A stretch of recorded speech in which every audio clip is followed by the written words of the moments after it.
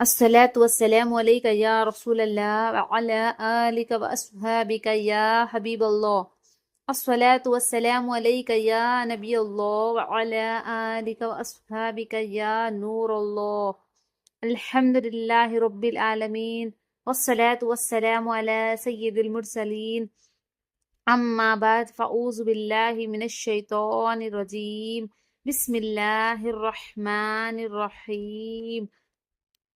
محترم عزیز بزرگوں اور اسلامی بہنوں اور اسلامی بھائیوں، اللہ کا کروڑوں شکر ہے کہ اس نے ہمیں دین کی بات سننے اور سنانے کی توفیق عطا فرمائی۔ آئیے آج ہم اپنا موضوع اسلامی مہینوں کے فضائل کے بارے میں چند اہم باتیں سننے کی سعادت حاصل کرتے ہیں۔ اللہ تعالیٰ کا بے شمار شکر ہے کہ اس نے ہمیں اپنے محبوب کا امتی بنایا۔ ہمارے آقا و مولا حضرت محمد مصطفیٰ صلی اللہ تعالیٰ علیہ وآلہ وسلم کی سب سے عظیم نعمت اور تمام جہانوں کے لیے رحمت ہے، اور کروڑوں درود و سلام ہو تاجدار مدینہ سرور کونین رحمت عالم حضرت محمد مصطفیٰ صلی اللہ تعالیٰ علیہ وآلہ وسلم پر، جن کے صدقے ہمیں ایمان اور اسلام کی دولت نصیب ہوئی۔ صلو علی الحبیب صلی اللہ تعالی علی محمد۔ آئیے درود شریف کی فضیلت سننے کی سعادت حاصل کرتے ہیں۔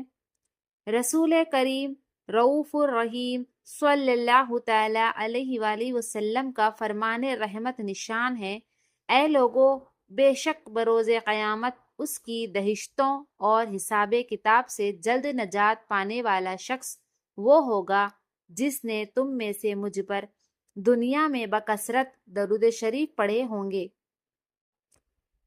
اف و راہ سنگلاق آہ یہ پاشاق شاخ، اے میرے مشکل کشا تم پہ کروڑوں درود و سلام۔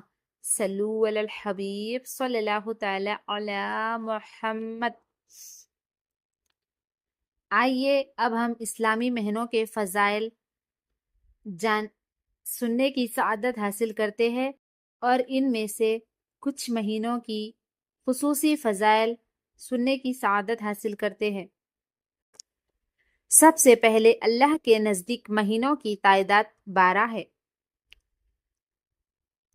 اسلامی مہینوں کے فضائل: اللہ تعالیٰ نے سال کے 12 مہینے بنائے اور ہر مہینے میں اپنے بندوں کے لیے مختلف برکتیں اور فضیلتیں رکھی ہے۔ قرآن کریم میں اللہ تعالیٰ فرماتا ہے کہ اللہ کے نزدیک مہینوں کی تعداد 12 ہے۔ ان مہینوں میں بعض مہینوں کو خاص فضیلت حاصل ہے، جیسے محرم، رجب، رمضان اور ذوالحجہ۔ ان مبارک مہینوں میں نیکیوں کا اجر زیادہ اور عبادات کی اہمیت بڑھ جاتی ہے۔ صلو علی الحبیب صلی اللہ تعالی علی محمد۔ آئیے اب ہم ان 12 مہینوں میں سے کچھ مہینوں کی خصوصی فضیلت سنتے ہیں اور ان پر عمل کرنے کی بھی کوشش کرتے ہیں انشاءاللہ۔ سب سے پہلا مہینہ محرم۔ محرم اللہ کا مہینہ ہے۔ اس میں روزے، توبہ اور استغفار کی خاص فضیلت ہے۔ عاشورہ کے دن کا روزہ بہت بڑا اجر ہے۔ دوسرا مہینہ رجب۔ رجب اللہ کا مہینہ ہے۔ یہ عبادات اور نیکیوں کا مہینہ ہے۔ اس میں استغفار اور نفل عبادت کی بہت فضیلت ہے۔ اس کے بعد رمضان۔ رمضان قرآن کا مہینہ ہے۔ اس میں روزے فرض ہے اور اس میں کی گئی عبادات کا اجر بہت زیادہ ہے۔ یہ مہینہ رحمتوں اور مغفرتوں والا ہے۔ اس کے بعد والا مہینہ ذوالحجہ۔ ذوالحجہ حج کا مہینہ ہے۔ اس کے پہلے 10 دنوں کے اعمال بہت پسندیدہ ہے۔ قربانی اور نیکیوں کا اجر بے شمار ہے۔ صلو علی الحبیب صلی اللہ تعالی علی محمد۔ یہ 4 مہینے ایسے ہیں جو بہت فضیلت اور برکتوں والے ہیں۔ ان مبارک مہینوں میں زیادہ سے زیادہ نیکیاں کرے اللہ کی رضا حاصل کرے اور آخرت کی کامیابی کی طرف بڑھے۔ آئیے اب ہم قدر کیجئے ماہ و سال کی کے بارے میں کچھ سننے کی سعادت حاصل کریں گے۔ اپنے وقت کو نیکیوں، عبادتوں اور اللہ کی رضا والے کاموں میں صرف کرے۔ اللہ صرف کرے، گزرا ہوا وقت کبھی واپس نہیں آتا۔ صلو علی الحبیب صلی اللہ تعالی علی محمد۔ آئیے اب ہم اس بیان کا خلاصہ بیان کیا ہے، اس کے کچھ اہم نکات اور اس سے ہم کو کیا سیکھنے اور سمجھنے کا موقع ملا یہ جانتے ہیں اور اس کو سمجھنے کی کوشش کرتے ہیں۔ اسلام ہمیں یہ درس دیتا ہے کہ زندگی کا ہر لمحہ اللہ تعالیٰ کی بہت بڑی نعمت ہے۔ ایک مسلمان کی کامیابی اس میں ہے کہ وہ اپنے وقت کو نیک اعمال، عبادت، تلاوت قرآن، ذکر الہی اور لوگوں کی بھلائی کے کاموں میں صرف کرے۔ قرآن و حدیث ہمیں بار بار یاد دلاتے ہیں کہ دنیا کی زندگی عارضی ہے جبکہ آخرت کی زندگی ہمیشہ رہنے والی ہے۔ اس لیے ہمیں اپنے قیمتی وقت کو فضول کاموں میں ضائع کرنے سے بچنا چاہیے۔